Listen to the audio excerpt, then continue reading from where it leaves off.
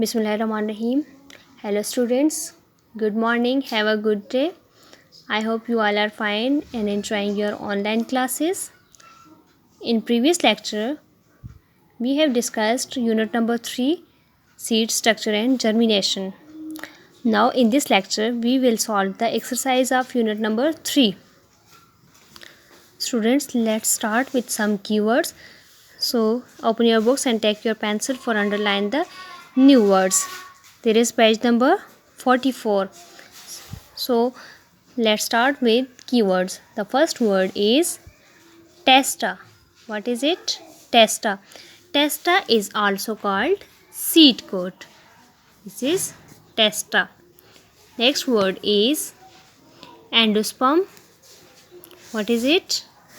Endosperm. Endosperm. And the next word is germination. Germination. Cotyledon, embryo, radicle. Testa, endosperm, germination, cotyledon, embryo and radicle. So these were some keywords. Now move towards exercise of unit number 3. Students, now start exercise. So the first question is question number 1, part A is all seeds have 2 cotyledons. Students, क्या हर seed के पास 2 cotyledons होते हैं? नहीं. Some seeds having only 1 cotyledon and some having 2 cotyledons. So this is wrong. The next statement is seeds do not need light for germination. क्या बिना light के आप seed को जर्मिनेट कर सकते हैं? No, light is necessary for germination. So this is wrong statement. Statement number 3 is wheat, maize, barley and gram are all monocots. तो क्या ये सब की सब एग्जाम्पल्स आपके पास मोनोकॉट सीड की है? Yes, these all are monocot. So the next statement is some seeds can grow without air. क्या सीड बिना एयर के ग्रो कर सकते हैं? No, air is necessary for seed germination. So this is also wrong statement. So seeds cannot grow without air. And the last statement is food is stored in seed coat. क्या food जो है वो seed coat या टेस्टा के अंदर store होती है? नहीं. Food is stored in a cotyledon. Food storing part seed के अंदर कौन सा है? Cotyledon. So this statement is also wrong. So question number 1, part B is match the terms in column A with column B. Column A में आपके पास कुछ terms दी हुई हैं, इनको आपने कॉलम बी में मैच करना है. ठीक है. So the first term is monocot. Monocot को आप किसके साथ मैच करेंगे? आइदर मोनोकॉट सीड कोट है. No. Stored food. No. French bean seed. No. Maize. Maize is a monocot seed. So we will match monocot with maize. Students, आप इस तरह से लाइन लगाकर कॉलम ए को कॉलम बी से match करेंगे. ठीक है. And the next is dicot. So dicot seed is French bean seed. It is French bean seed. So आप इस तरह से डाइकॉट को फ्रेंच बीन सीड के साथ मैच करेंगे. ठीक है. Next one is testa. Testa is a seed coat. Testa is seed coat. So आप जो है कॉलम ए को कॉलम बी से मैच करेंगे. ठीक है. The next word is cotyledons. Cotyledon seed के अंदर कौन सा पार्ट है? Which stored food. Is it clear? So monocot is maize, dicot French bean seed, testa seed coat, cotyledons stored food. Now students, question number 1 and part C. Part C is choose the correct answer. आपके पास 4 multiple choices answers दिए हुए हैं. आपने इनमें से कोई एक जो भी आपकी स्टेटमेंट के साथ सूटेबल हो आपने वो वर्ड सेलेक्ट करना है. ठीक है. So seed coat is also called. Seed coat is called as. हम सीड कोड को अनदर नेम क्या दे सकते हैं? Radicle, cotyledon, endosperm or testa. So seed coat is a testa. Option A is correct.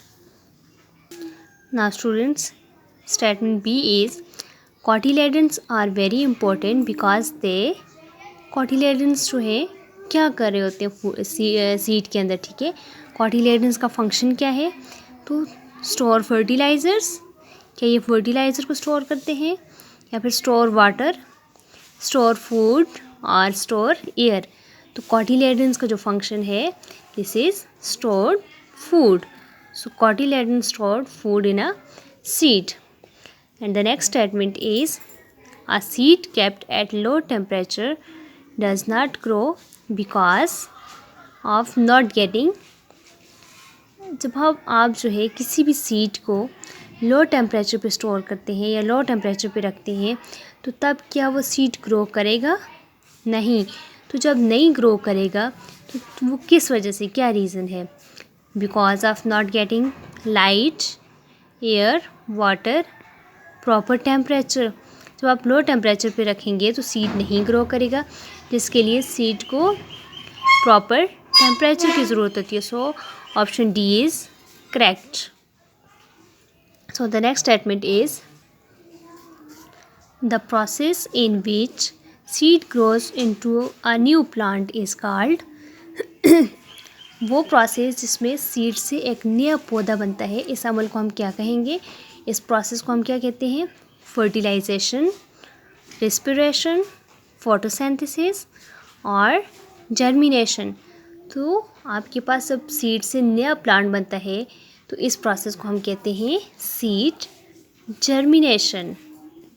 Is it clear? And the next statement is all are important for germination.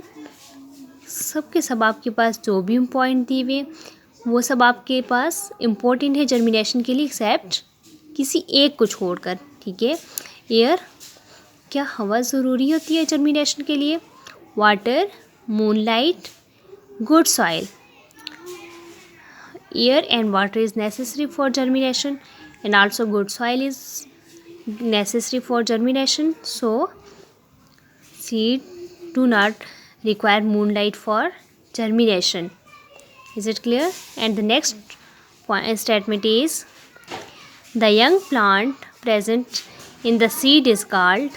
ये बात हमने previous lecture में भी discuss की थी कि seed के अंदर जो यंग प्लांट होता है इसको, या बेबी प्लांट होता है, इसको हम क्या कहते हैं? टेस्टा, प्लोम्यूल, एम्ब्रियो और radicle. So the correct option is option C, embryo. The young plant present inside the seed is called embryo. Now students move towards the question number 1 part D. And this statement is fill in the blanks with the most suitable words. आपने blanks को fill करना है with the most suitable words.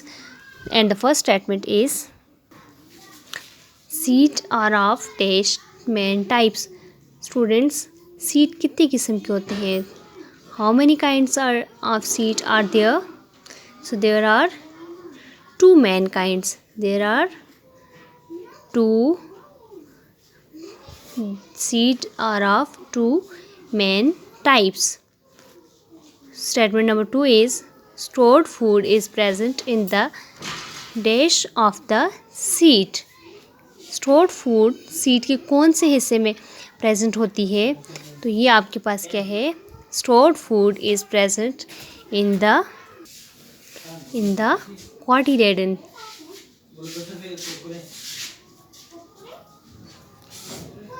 Why? In the cotyledon of a seed. Stored food is present in the cotyledon of the seed. And the next statement is seed needs dash conditions to grow well. Recently हमने जो previous lecture पढ़ा था उसमें हमने condition necessary for seed germination पढ़ा था. तो students कौन कौन सी कंडीशंस थी? There were 5 conditions to grow seed.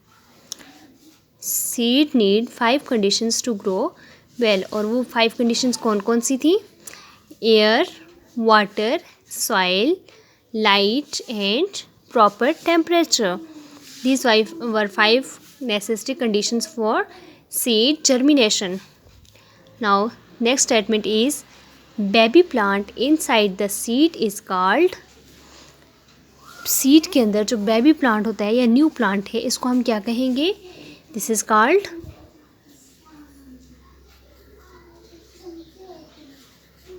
embryo. Baby plant in the seed is called embryo.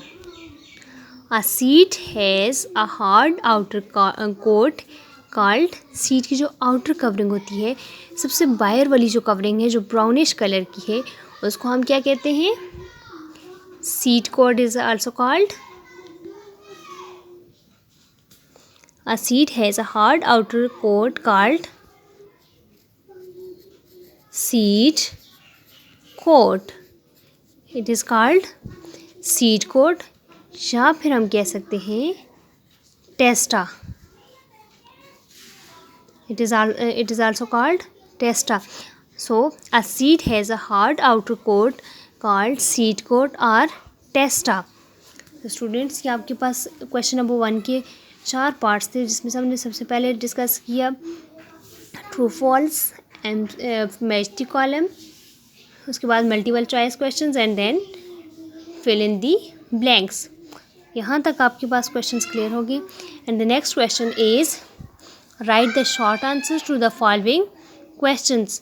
There are 5 questions. ये 5 क्वेश्चंस आपने जो है अप्रैल और मई के होमवर्क में आपको प्रोवाइडेड हैं. ठीक है, उसके बाद लॉन्ग क्वेश्चंस आपके पास आ रहे हैं. Write answer of the following question at least in 4 lines.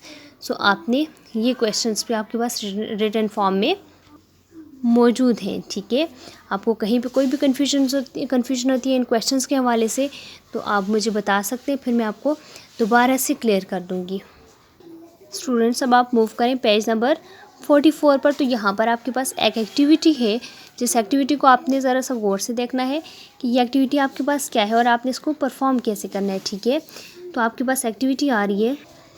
Activity आपके पास है draw a diagram showing the different stages of seed germination of bean seed. Label the diagrams with the keywords. ठीक है, तो आपने क्या करना है कि एक डायग्राम बनानी है जहाँ पर आप डिफरेंट स्टेजेस को शो करेंगे.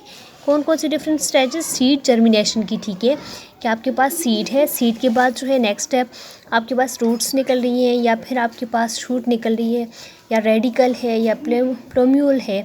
जो भी आपके पास स्टेजेस हैं उन सबको आपने बनाना है. तो इसके लिए आप मूव करेंगे पेज नंबर 41 पे. स्टूडेंट्स इस डायग्राम को हम पहले भी देख चुके हैं प्रीवियस लेक्चर में. सो आप देख लें कि सबसे पहले यहाँ पर आपके पास क्या है डिफरेंट. ये आपके पास सीड जर्मिनेशन की डिफरेंट स्टेजेस हैं. किसकी?